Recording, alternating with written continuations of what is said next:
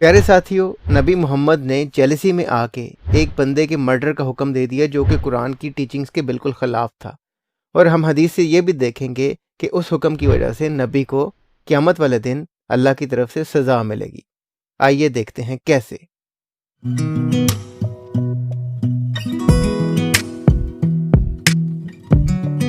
تو پیارے ساتھیوں، نبی محمد کو شک تھا کہ ایک بندہ ان کی لونڈی کے ساتھ سیکس کرتا ہے اللیگل، تو نبی نے صرف اس شک کی بنا پہ، اور چونکہ وہ لونڈی نبی کی لونڈی تھی تو اس لیے نبی صاحب جیلسی میں بھی آ گئے، تو نبی صاحب نے علی کو حکم دیا کہ جا کے اس بندے کی گردن اڑا دو۔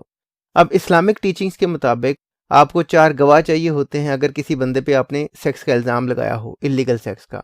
اور ساتھ ہی ساتھ سزا یہ ہے کہ یا تو آپ اس کو 100 کوڑے لگائیں گے، لیشنگ کریں گے، یعنی کہ اسے 100 کوڑے لگیں گے، یا پھر اسے سٹوننگ کی جائے گی، پتھر مار مار کے اسے مار دیا جائے گا۔ یہ 2 سزائیں ہیں اسلام میں، اور ساتھ ہی ساتھ 4 گواہ چاہیے ہوتے ہیں۔ اب نبی صاحب اتنا جیلس ہو گئے اس بندے کی وجہ سے، کیونکہ اس بندے کے بارے میں نبی کو شک تھا کہ وہ ان کی لونڈی کے ساتھ سیکس کرتا تھا، تو انہوں نے علی کو فوراً بھیجا کہ جا کے اس بندے کی گردن ہی اڑا دو۔ اب یہ جو بات ہے یہ قرآن کی ٹیچنگز کے بھی خلاف ہے، میں آپ کو دکھاتا ہوں، پھر ہم آگے بڑھتے ہیں۔ قرآن میں لکھا ہوا ہے چیپٹر 24 ورس 2 میں، اس میں لکھا ہوا ہے کہ زناکار مرد و عورت میں سے ہر ایک کو 100 کوڑے لگاؤ، ان پر اللہ کی شریعت کی حد جاری کرتے ہوئے تمہیں ترس نہ آئے، اور تمہیں اللہ اور قیامت کے دن پر ایمان ہونا چاہیے، ان کی سزا کے وقت مسلمانوں کی جماعت موجود ہونی چاہیے۔ یعنی کہ اللہ تعالیٰ نے کہا ہے کہ میری شریعت میں زناکار مرد اور عورت جو اللیگل سیکس کرتے ہیں ان کی سزا یہ ہے کہ ان کو 100 کوڑے لگائیں، 100 لیشز، ٹھیک ہے جی، 100 دفعہ ان کو فلاگنگ ہونی چاہیے اکارڈنگ ٹو اللہ۔ اور اللہ کی شریعت کو بائی پاس کرتے ہوئے نبی صاحب نے اللہ کے اس حکم کی حکم عدولی کرتے ہوئے علی کو حکم دیا کہ تم جاؤ اور اس بندے کی گردن اڑا دو۔ تب پھر آگے کیا ہوا؟ آگے یہ ہوا کہ علی جب اس بندے کو ڈھونڈتا ڈھونڈتا اس جگہ پہ پہنچا جہاں پہ وہ بندہ کہیں باتھ لے رہا تھا، کسی کنویں میں، کسی ویل کے اندر، پانی کے اندر تھا وہ بندہ، تو وہاں پر پہنچا تو پھر علی نے کہا کہ تم باہر آؤ۔ تو جب وہ بندہ پانی سے باہر آیا تو علی نے دیکھا کہ اس بندے کا سیکشول آرگن ہی نہیں ہے، یعنی کہ اس بندے کا پینس یا عضو تناسل یا جو بھی آپ کہہ لیں وہ نہیں تھا، وہ بندہ سیکس کرنے کے قابل ہی نہیں تھا۔ اس سے ہمیں یہ پتہ چلا کہ نبی نے جو اس بندے پہ الزام لگایا تھا وہ جھوٹا لگایا تھا،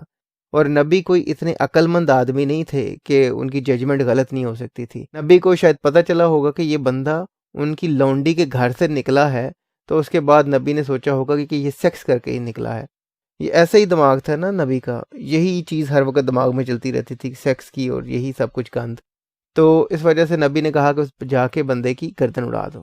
اور جب علی اس بندے کے پاس پہنچے تو پتہ چلا کہ وہ بندہ سیکس ہی نہیں کر سکتا۔ اب یہ جو ایک چیز ہے، یہ ایک حدیث ہے صحیح مسلم کی 2771، یہ حدیث ہمیں بہت ساری چیزیں بتاتی ہے۔ ایک تو یہ بتاتی ہے کہ اپنی پرسنل وش کے لیے نبی جو تھے وہ اللہ کی قرآن کی آیتوں کو سائیڈ پہ رکھ دیتے تھے۔ اللہ کی قرآن کی آیتوں کی نبی کی نظر میں کوئی اہمیت نہیں تھی، اگر نبی کا خود جو دل کر رہا ہوتا تھا نبی نے وہی کرنا ہوتا تھا، جیسے کہ 4 شادیوں والی بات ہے اور اس طرح کی ساری چیزیں نبی نے اپنے لیے اسپیشل کنسیشنز نکالی تھیں۔ لیکن یہاں پر تو کوئی ایسی کنسیشن نہیں ہے، قرآن میں کہیں نہیں لکھا ہوا کہ اگر بندہ اور بندی اللیگل سیکس کریں تو انہیں بغیر 4 گواہوں کے مار دو، یا ان کو لیشز نہ لگاؤ، یا ان کی گردن اڑا دو امیڈیٹلی، ایسا کہیں نہیں لکھا ہوا۔ یہ نبی نے اپنی طرف سے علی کو کہا کہ جا کے اس بندے کی گردن اڑا دو، کیونکہ نبی اتنے جیلس ہو گئے تھے اس بندے سے۔ تو اب ہم یہ دیکھتے ہیں ایک اور چیز اس حدیث سے کہ جب آپ اپنی سلیو عورت پہ، جیسے کہ نبی نے اپنی لونڈی پہ یہ الزام لگایا تھا کہ اس نے اس بندے کے ساتھ اللیگل سیکس کیا ہے، کوئی غلط الزام لگاتے ہیں تو اس کے بارے میں اسلام کیا کہتا ہے، میں آپ کو وہ بھی دکھا دیتا ہوں۔ جو بندہ اپنی لونڈی پہ اللیگل سیکس کا غلط الزام لگاتا ہے اسے قیامت والے دن اللہ تعالیٰ سزا دیں گے، ٹھیک ہے جی۔ یہ ہے بک 10 حدیث 1266، اور یہ ہے بلوغ المرام، اور یہ متفق علیہ حدیث ہے، یعنی کہ بخاری اور مسلم کی متفق علیہ حدیث ہے، ایگریڈ اپون حدیث ہے۔ یہ دونوں کتابوں میں ملتی ہے، لیکن میں نے آپ کو یہاں سے دکھا دیا، تو ان دونوں کتابوں میں یہ حدیث موجود ہے۔